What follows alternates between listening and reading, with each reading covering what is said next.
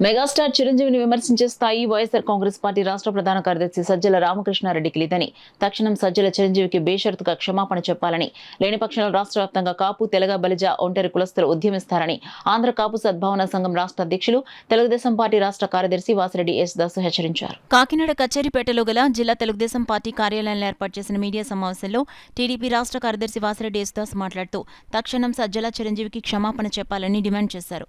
ఈ మీడియా సమావేశంలో మాధవరపు పట్టాభి రామయ్య, నిరంజన్ నాయుడు, తిరుమలరావు, వాసిరెడ్డి జ్యోతి వీరకుమార్, పామర్తి కోటేశ్వరరావు, గుర్రాల శ్రీనివాస్, పాజిబోయిన వెంకటేష్ నాయుడు పాల్గొన్నారు.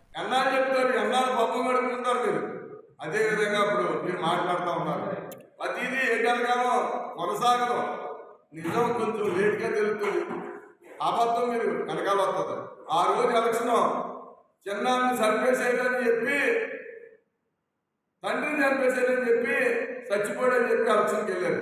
ఇవాళ గులగరాయితో కొట్టాడని సానుభూతితోటి అక్కడ ఏమి లేకపోయినా సరే స్టిక్కర్ అంటించుకుని తిరుగుతూ ఉన్నాడు మీ నాయకుడు.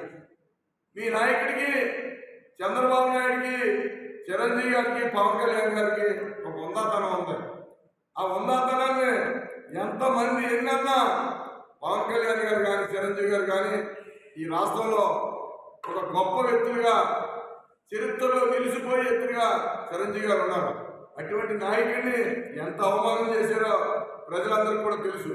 అందు గురించి బేసత్తుగా ప్రెస్ మీట్ పెట్టి మీరు ఇమీడియట్గా దీన్ని క్షమాపణ చెప్పకపోతే మళ్ళీ రేపు కూడా మనం పెట్టవలసిన అవసరం ఉంటుందని చెప్పి సందర్భంగా తెలియజేస్తాం. కూటమికి సపోర్ట్ చేస్తాం.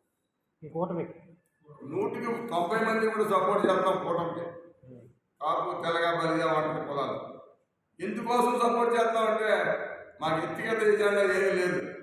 కానీ ఈ రాష్ట్ర ప్రయోజనాల కోసం, ఈ రాష్ట్ర సంక్షేమం కోసం, ఈ రాష్ట్రం అభివృద్ధి కోసం, ఈ రాష్ట్రం మరో బీహార్ అయిపోకూడదు, ఈ రాష్ట్రం మరో జార్ఖండ్ అయిపోకూడదు అనే ఆలోచనతో కాపు తెలగ బలిజ వంటి కులాలు కొంతమంది ఏదో పోటీ చేసి లీడర్స్ తప్ప ప్రజలందరూ కూడా బేసత్తుగా పవన్ కళ్యాణ్కి కూటానికి మద్దతు ఇస్తున్నారని చెప్పిన సందర్భంగా నేను చెప్తాను.